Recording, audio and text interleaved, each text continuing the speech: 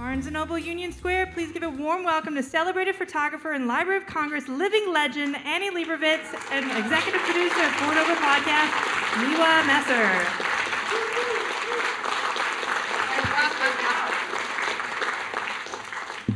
Oh, you guys, thank you so much. Very brave, aren't they? Annie Leibovitz.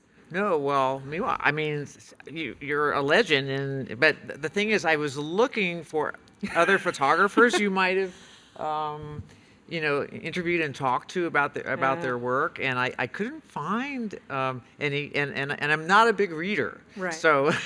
Okay, so we've done sort of 500 plus episodes of this show in our lifetime. So the show started in June of 21, and I grew up with Annie Leibovitz on the cover of Rolling Stone, right? And she was a woman who was doing things that other women didn't do. And it was, when we were in college, my friends and I were all kind of like, so everyone wants to be a photographer, right? And I shot a little bit of black and white. I can't develop film to save my life. But Everyone is a photographer now. What are you talking about? Well, I mean, I'm a little faster with a phone than I'd like to admit.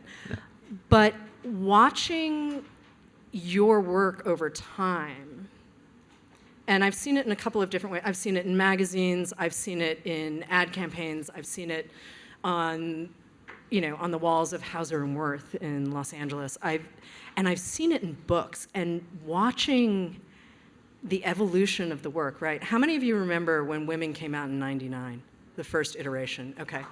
Right? Okay. My people. Seeing that format and looking through sort of the arc of the story, right? I feel like every time I look at one of your books, there is an arc to what's happening, and they're very deliberate choices. And one of the things I love about this new package, we've got 2 volumes, right? There's the piece that is not exactly 99, but close to it. The second piece, you guys are in for such a treat, the one that includes Gloria Steinem and Chimamanda Adichie. The images in that second book, or second volume, I should say, were all shot after the creation of the original work, right? That's right. That's right. So we all, as we flip through both volumes, get to walk through more than an archive. I feel like we get to see. I mean, I have this your style. wonderful publisher with Phaidon and Deb Aronson, who, I mean, Deb has said this, that I'm a passionate bookmaker, right? And I love books, and for me, after all the work I've done with these, great magazines, the book is really the place where I can put my work. Right. And it's really, I love making books. So it was actually Hillary Clinton who came to me almost a year ago, more than a year ago, and said, we'd like to commemorate the original book with Susan Sontag from, 25, 30 years ago. And I said, that's an interesting idea because, it's out of print, and it's sort of, I took a look at it and I felt like it's very intact. It's very, it's not a time capsule, but it's like intact. It's like this piece that's really quite wonderful. And then I said, but I've done all this other work since then. And I went to Deb Aronson and said, could we do a second volume? Right. And we would reduce the size of the original and put it together, and this is what we did. It was so the second volume, by the way, is not the first volume. The second volume is really more like a magazine, actually, because the work is different from that first volume.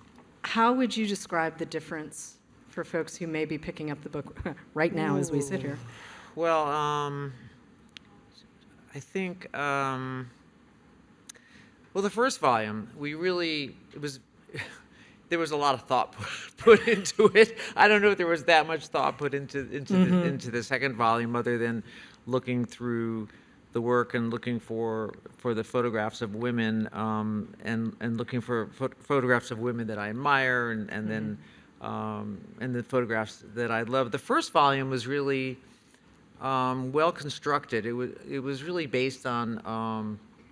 We really wanted to do all walks of life, and it was really based on August Saunders' book on, you know, they did of people from all different walks of life and jobs in Germany. Like, I was always inspired, impressed by what he had done, and we literally made lists of people we wanted to photograph, Right. and we went out, and it was done over three or 4 years. Right. So it was really much more thought was put into the first book. I think, though, both bookmaking and magazines and photography were different then.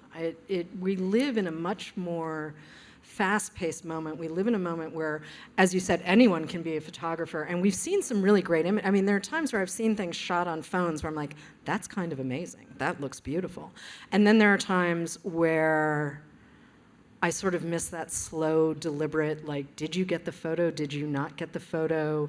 I mean, it's really easy to take like 50 sets of an image and then be like, well, I still don't have the thing I want. Where I feel like when we had to move a little more slowly and think about aperture and think about where our bodies were in space. I mean, there definitely is a different set of styles and work going on in the first book. The first book was designed by Ruth Ansell, Right. who's partner with Bea Feitler, Harper's Bazaar.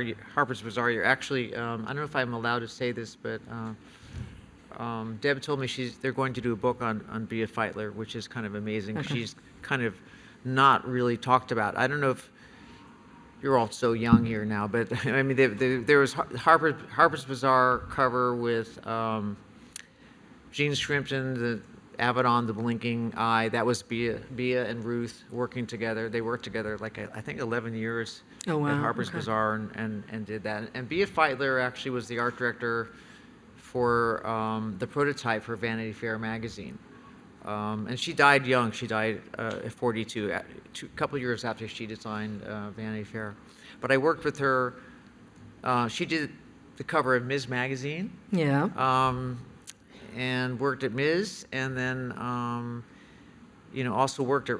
I met her and brought her into Rolling Stone to help us with Rolling Stone. And anyway. She's a legendary art director, and I learned so much. She was the one who told me that in order to learn, you had to look back. You had to look back at your work to know how to go forward. And those were the books. And Richard Avedon, of course, inspired me with his books. And so every 10, 15, 20 years, I would do an edit of my work and do a book. And that's One of the things I love that you're doing in the second part of Women, though, there are a couple of pieces. One is the painter's clothing from her studio laid out flat. And then there's also Marian Anderson's dress from one of her performances in Washington. And I think they're both from pilgrimages, if I'm correct. Like, it seems like something that you were doing in that, there was a show and a book called Pilgrimages. You have to, pilgrimage, that's true, but you have to credit David Hockney for opening up the camera frame. When David Hockney started to do those photo montages, I just wept because, I'm someone who learned, from Cartier-Bresson, Robert Frank, there was a rectangle and everything had to go in that rectangle. And so Hockney broke it open. He broke it open. And it was really flabbergasting to me at the moment. But no, this is, there's no way to kind of totally put it in the book, but this is, so I ended up doing this where you just say, okay, you're just going to have to stick it together like this. But even coming across this dress, which was Marian Anderson's dress in a House Museum in Connecticut. It was in a back room and crumpled up in a cardboard box, and I pulled it out, and I laid it on the floor, and I couldn't really photograph it, so I just did it in pieces, like David Hockney, and I ended up, I don't know, how many of you are photographers out here? But okay, okay, we're all okay. You know, but basically, I love process, and I love seeing process, and I think it's nice to see process. And I'm not answering any questions. Well, no, you are in a way, because the thing is, for some people, that's a new version of you in the work, right? Most people, when they hear your name, they think, oh, portraiture. There's something, you know, there's dramatic lighting. They're not necessarily expecting landscape. They're not, and I know you've shot at Ghost Ranch. You've shot at, you know, there are you have done landscape work sort of more recently, but in terms of iconography, you capture faces and bodies in time and space in a way that is really distinct, really original, and really recognizable. And I guess it's different when you shoot. You shoot digitally now, right? Or do you do a mix? I shoot digital. I really believe in sort of going with the times, and I tell this story, you know, in the middle '70s when they discontinued Kodachrome. Yeah. I had, you know, photo friends that went to the stores, bought all the Kodachrome in boxes, put it in the refrigerator, trying to hold on to that. But I believe in sort of staying contemporary. I think when digital came along, I just went, okay, this is going to be it. I'm just going to. Right. And you know, you mourn the loss of films more or less, but you know, there are so many interesting parts to digital that are still being sort of explored for me. Yeah. But it's also a new way to tell story. I mean, it's another form. I mean, when I think of your work, I mean, I'm a firm believer in content more than how you get there. You know what I mean, yeah. I really, you know, you don't really want to see the camera there. You want to, I mean, now I'm being hypocritical because I'm saying I like process, but but you, in a good portrait, you wouldn't want to know the camera's there. Right. You started as a fine arts student in San Francisco. You end up at Rolling Stone while you're a student. And fine art photography is very, very different from some of the early work you did, but you can see there's a through line. You can see the through line from your inspiration and the coursework and everything else. But then you end up at Rolling Stone, and this is the thing I did not know until recently. Hunter Thompson ends up with a really bad case of writer's block right as Nixon is resigning, like the day Nixon is resigning. He's supposed to turn in a story, and I'm thinking, Hunter Thompson had writer's block? Like, are you kidding me? What? And I will say, Hunter Thompson has done events at this store too. So, I mean, I'm looking at this guy going, there's no way you've ever had writer's block. But that's when you get kind of a big break with this magazine at the time that was really sort of, well, I mean, some people would describe it as super rock and roll. Some would call it punk rock. I mean, Rolling Stone in that moment is not like anything we'd seen before. It really was. It was a magazine of the time, the culture. I mean, it was so much more than rock and roll and music. I mean, a lot of politics. You know, brilliant writers. They didn't care that much to begin with about photography or imagery. And so it was kind of an open, you know, it was open to being built, you know, and so I grew up with Rolling Stone, and Rolling Stone grew up with me. So, you know, even to the point of thinking about taking the cover and having people actually sit for the cover, which wasn't being done when I first went to Rolling Stone. Yes, that is true. You know, I did have the opportunity to work with all these great writers, and Hunter was one of them. He was totally insane, but and Nixon was resigning, and he was supposed to be at the White House. He didn't show up, and he didn't. Rolling Stone was holding 11, 12, 13 Right. pages, waiting for him to turn it in. He didn't, so they had all these empty pages. They took my pictures and Right. ran them over 12 or 13 pages, and that was the first time I had a big photo spread. It's kind of amazing.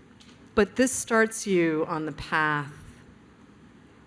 I mean, you really were a journalist in many ways when you were in your days at Rolling Stone, but then it starts to switch, right? Like then you start to. I think doing the covers of Rolling Stone, Okay. where things were more set up, and you had to think about. It was more like an appointment, Mm-hmm. when you had to start thinking about the cover. It was it was more graphic. What happened is in the late 70s, I had an assignment from Life magazine to do Right. a series on poets, Mm-hmm. and I thought, I wonder if I could somehow or another in the portrait show their poetry, Right. and that was the start of the more conceptual work, which led, of course, to John and Yoko, of course. Yeah, which, I mean, you all know that photograph, right? Yeah, it's an icon for a reason, right? Part of me wonders if you see yourself as a photographer first, yes?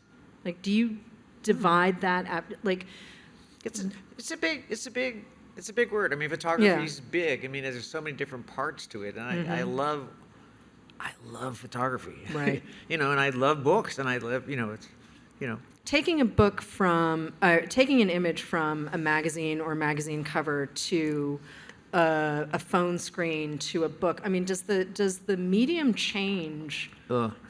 the message of the image? Well, I'm just gonna fall back on the idea of the series Yeah. and how my favorite, even though I do portraits, I love the portrait idea and the single picture. My favorite form is really the series, Right. and really take it to another level, which is, I wish the photo story would come back. Eugene Yeah. Smith's with Life magazine. It's Yeah, like yeah. it was the best. They would send Life magazine would send photographers out for months, and to do stories. It's coming. It's not that it's coming back. It is back. I mean, our photojournalism is better. It's amazing today. It's really brilliant. It's like if I was going to start over, I would want to throw myself into photojournalism. It's so much going on right now. It's such a difficult time. I think of Lynsey Addario. Yeah, she's featured in the book. She's amazing. really amazing. I know. Her I have memoir to, is I really have to go good. back out and reshoot that. I don't. Her memoir, if you have a chance, she was in Iraq and was kidnapped, in fact, and her memoir is.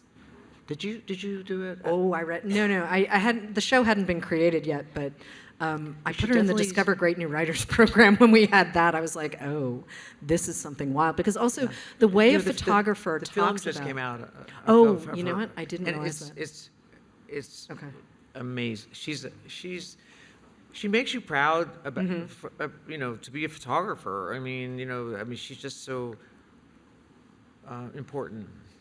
I mean, part of what I love too, I'm flipping through the book, and Maya Angelou has been on the stage, Toni Morrison has been on the stage, yeah. Jane Goodall has been on the Oh, yeah. stage, Patti Smith has been on the stage a couple of times, and I'm like, oh yeah, this is exactly how it should be. I mean, we should, there's Joan Didion at her desk. I mean, I need both. I need the words and the images, and especially when you get them together. The photo of Toni Morrison is extraordinary. It is one of the best photos of Toni Morrison I've ever seen. And it's shot 3/4 from the back of her head. And I'm like, oh yeah, I know exactly who that is. But when do you When you think, and I'm going to use an audience question here, as you look through your portraits of these women, which qualities emerge most often? Which what? Qualities. And I think we're talking in a general sense, like qualities of the women, qualities of the images. Like, what do you think when you see these? I'd like to, I think I'd just like to admire what people do, you know, more than what they look like. Right. So, I don't know. I mean, it's different. Every single person's different. I mean, I don't know. I don't. It just sounds like. Let me look into my. Maybe just give me some ideas. The content determines. Oh my God! It's the first book. First book has so much more white space. It's so interesting. Well, we're also looking at the evolution of art. We're looking at the evolution of printing, right? Some of us have been in this business for more than a minute, and we can tell you, like, paper changes, right? Paper over board. I love a paper over board package, which is exactly what this is. And that is kind of recent, right? And it's a really deliberate design choice. But holding this book in my hands, like, sometimes you want the objet, right? Like, you want to be able to page through the thing and flip back and have a moment with what's in front of you. I think that's really important, to have the experience of the book. And then when you think about the context, it's a little trippy. I mean, Serena and Venus look really young in the first shot. Oh my God, they're like babies. Like 16 or 17 years old, and it's funny. I photographed them for Vogue, and I imagine them being strong and powerful, and all they wanted to do was try on the clothes that the Vogue editor brought. You know, they were like so. You know, and I've had this continual, not really disagreement with Serena, but they always want to be more girly in their pictures, and I love their strength. But I was proud. I did the first cover of Serena for Vogue, which was nice. Do you have a most memorable photo shoot? Well, you know, I really believe, hence the books, in the body of the work and the power of seeing them, you know, all together over, you know, my lifetime. You know, seeing them together, I love how they work like that.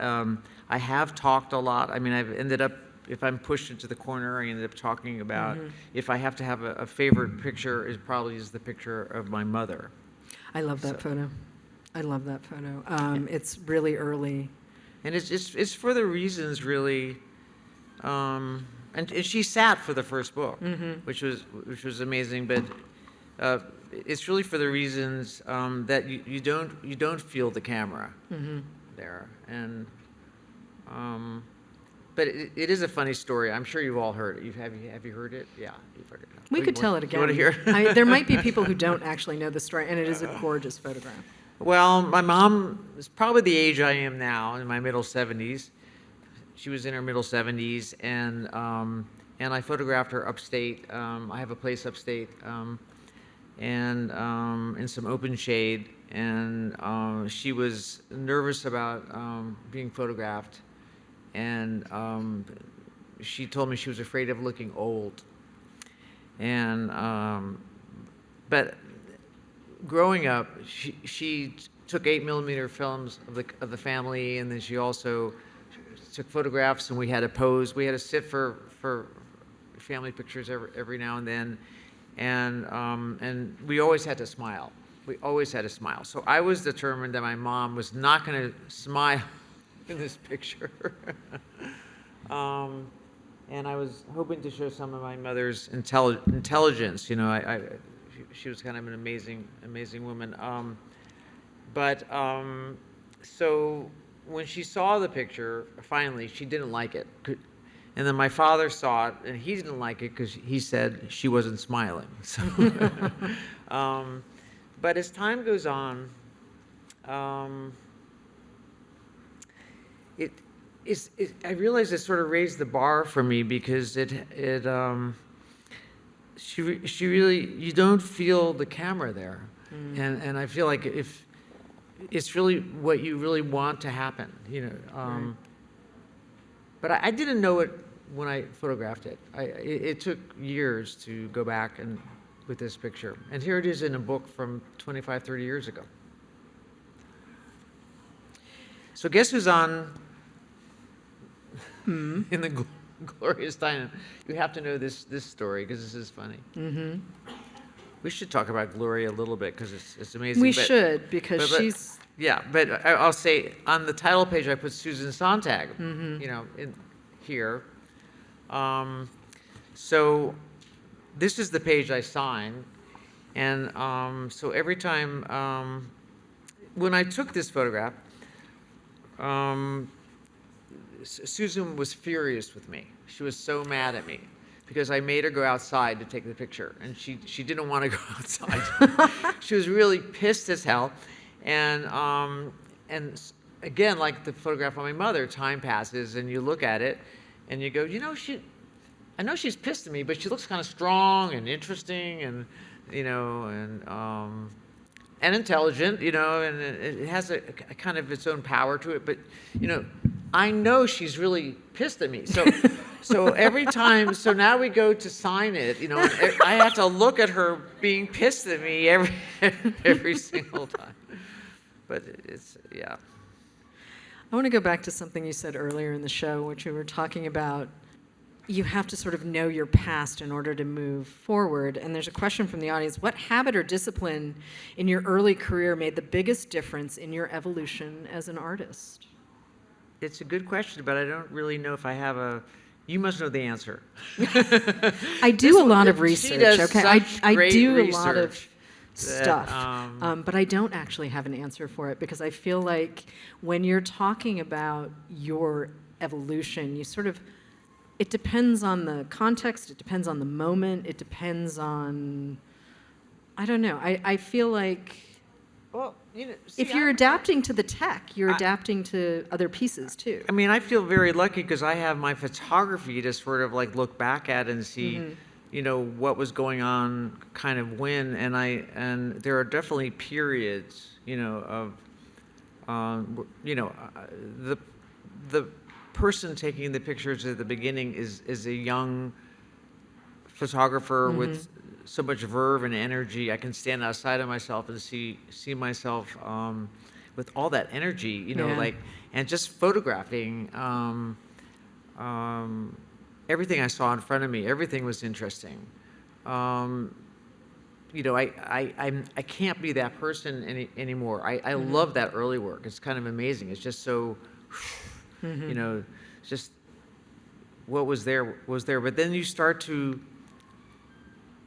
you know, change and grow in the work, and we talked a little bit about doing more conceptual work, which became interesting to me, and then, you know, and then wanting to, and then going off and doing something like Pilgrimage, which is going out and by myself and on a project to just photograph objects and places of people that, you know, I was interested in. But there's no people in the pictures. Right. But they're still, I guess, on some level, they're portraits. When I think about things like Marian Anderson's dress or the other images from Pilgrimage, I do feel like the person is part of it without, I mean, objects don't exist without people, right? Like someone made the thing, someone gave value to the thing or the place or the, like, the very fact that we're taking a photograph assigns a value to something. Even if it's something like, you know, someone takes a photo of the edge of the stage, right? You're capturing a moment. You are taking the time to engage with the world around you. And I mean, you take a lot of photographs of artists, right? Kara Walker, Michelan Thomas, and Amy Sherald. I mean, painters, I really love. I love process. It's funny, the earlier book has performing artists, you know, like Karen Finley, Diamanda Gallis. But what I wanted to point out about Marian Anderson's dress is she made a lot of her own clothes. And this, that I didn't know. This is definitely, This is definitely, there's some patchwork in this that is so interesting to me. This piece of material is too heavy. This velour piece is too heavy for this lightweight dress, and then you can tell the dress pulled, and she's patched it up in some way. So she's in this dress. You know, you feel her in this dress. I mean, you feel that she has something to do with this. Anyway, I'm sorry. But again, I think yeah. that does come back to process. It comes back to evolution. I mean, you always, or at least in my experience of your work, you started with the people. And it seemed, or maybe, let me rephrase that. After you left Rolling Stone. I feel like I started with looking first. Okay, all right, and, okay. And, you know, like that it was, and then people sort of moved in to the picture. But, and then of course, you know, the assignment work, you know, was definitely, you know, people. But they were always somewhere, you know, environmental, you know, more reportage. Okay. In the early work. I need to ask you a really technical question because Okay. actually I really want to know the answer, so I'm hoping I don't mess this I up. hope I know the answer. Well, I'm not a technical photographer. We're going to find. Having lived through the transition from analog to digital/digital image manipulation, is there something about the digital post-production that adds another step to your concepting? And do you take it into consideration when thinking about the outcome of your images before you shoot?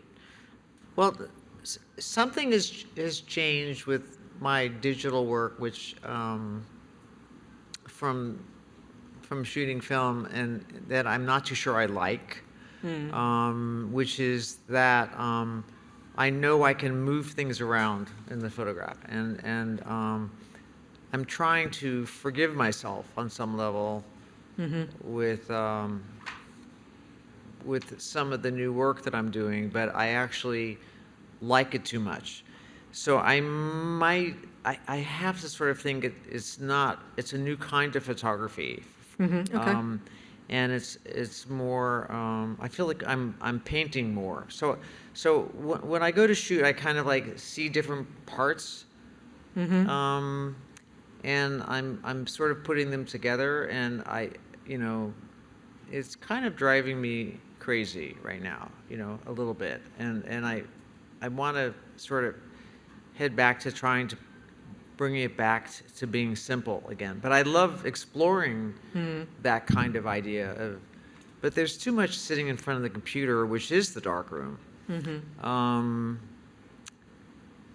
sometimes it's amazing, and sometimes it's not. Does it fundamentally change your sense of play, though, when you're approaching your subject, I mean, I'm going to guess it changes person to person, right? Like how you connect with whoever you're shooting. Still whenever. Yeah, changes. Yeah. But it strikes me that you would still have to walk in with some idea of what you want to do. I mean, it falls into the conceptual work.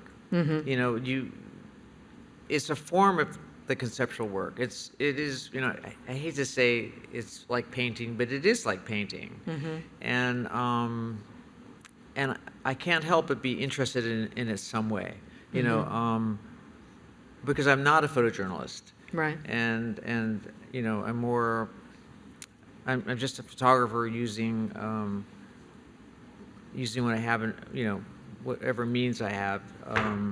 So it hasn't been, it's been interesting to me.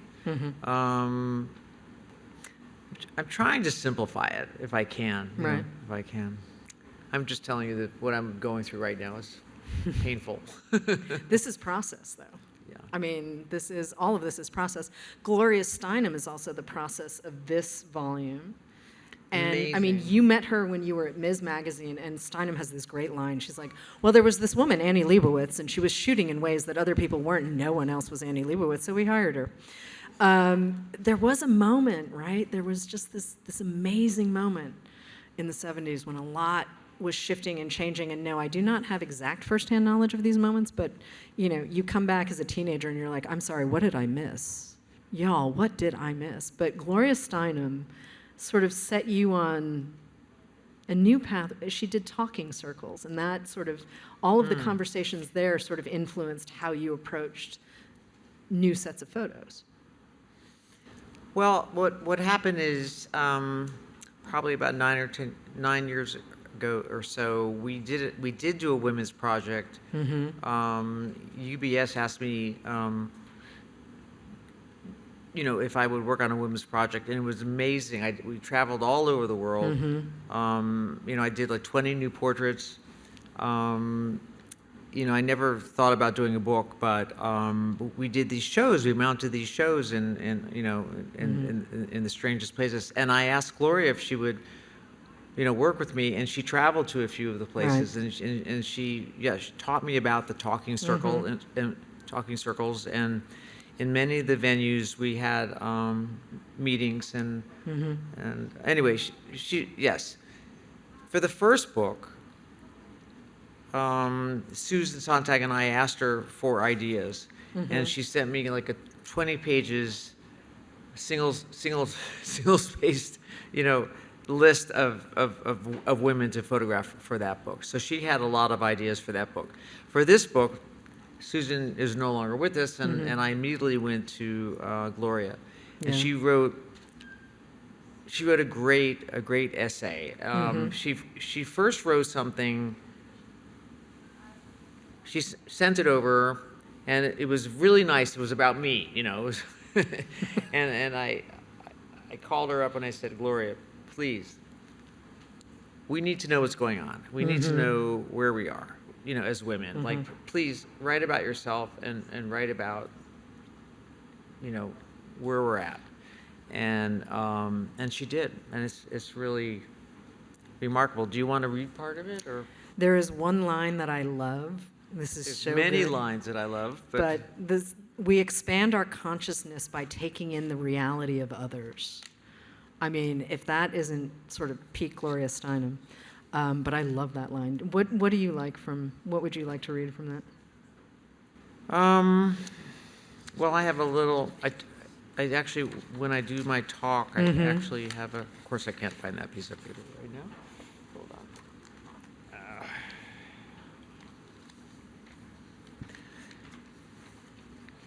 So, I think most importantly, I was looking for her talking about why we're doing this book. And she says, how we are seen changes how we see ourselves. So I will read this little piece. I came of age in the 1950s, she says, when the country was trying to get back to so-called normalcy after World War II. I didn't grow up in a world in which women are viewed as powerful as men. So I know many people now feel our country's going backwards, but when you have lived a long life, which I am lucky to have done, you have a context of compared to what? We survived McCarthy, we survived Nixon, we can survive what feels like a regression. A perspective that maybe only my age peers and I can have, but being condescended to is progress. Previously, we were just ignored. I remember times when thoughtful male journalists would look at a room full of women and report, there's no one here. She also says the idea that all people are equals shouldn't be radical. Right. I mean, it's just filled with this incredible. Well, I'm delighted she's part of it. I mean, that essay, I've read the essay now a couple of times, and it's funny. The other line I'd pulled was how we are seen, no doubt, changes how we see ourselves. Having all of these photos, though, in one place, having all of the essays, the Sontag, the Adichie, the Steinem, it's of a piece. But do you feel like now the project is done, or are you going to revisit this again? Because you've revisited, there was 99, there was 16, we're in 2025. Do you look at this again in 10 years and say, well, let me tweak it a little bit? No, I mean, I've never wanted, I'm surprised I did this. I mean, honestly, because once I did that first book, I mean, I really love integrating these photographs back in the big body of work. And I never never want to separate women from men, or Right. the idea is really, and Susan talks about this, is and Chimamanda talks about this, is that we have enough stories of men, and we need more stories on women, which is why we have this book. Yeah. Are you working on a new book now that this is out? I mean, that is kind of conventional wisdom, even for photographers. It's like, well, the new book is out in the world. So is there something that you're pondering? I feel like you're always approaching your work as a body of work and as a set of series. You know, it's a little painful, but I'm going to do this thing where I'm a little older now, a lot older now, and I want to. I feel responsible to the work to create an archive catalog of the work. I would like to look through my work and say the photographs that mean something to me and should be together. So I am working on a 4-volume set of the archive, because I before I leave the world, I'd like to show what I think the work is. So Yeah, I'm going to sit quietly and just wait while you do that. I cannot be the only. I'm watching all of these. I see you guys. I think everyone's really excited about this project. Yeah, you know what? But besides that, I don't have any other books in mind right now. That's okay. I'm just thinking about the body of work, and I'm just thinking, oh, that's 4. I mean, we weren't going to do this. I mean, this was just it was an idea that that Hillary wanted to maybe do, and we thought it would be simple, but it was pretty hard, because once I put all the pictures together, I thought it felt flat. And I went out and we did like 10 or 12, 15 new pictures based on things that are going on in this country. And I think I have an idea what some of them might be. Yeah, exactly. I am pretty sure. I like the idea, though, that you can not be entirely satisfied with the work. Even when you're functioning on an incredibly high level, you can just kind of be like, yeah, I could do more. There could be more here. I mean, that to me is in service of the story in ways that just benefit everyone. That's kind of great. It happens every day. Okay. It's a curse. Oh, wait. No. Really? It's a curse? No, it's not a curse. Okay. It's actually a strength. That's good. It's good to question. I mean, have you ever looked at a photo later and just been like, that's nice, that's a moment, we're good, slide it over? I mean, I would imagine Sometimes. that there has to be some evolution of the work where you're like, yeah, it was of a moment. I think of photography as a really immediate art form. And you kind of know when you have the shot and when you don't. And I think... Not always, but you see how things change? Okay. They do change. The pictures change, yeah. The story changes in the picture, yeah. It's fascinating, yeah. It is fascinating, but you have a lot of folks who would like to get their books signed. So this is where I'm going to say... Okay. Be patient with us. Thank you for coming out. We need a minute to set up the book signing part, but Annie Leibovitz, thank you so much.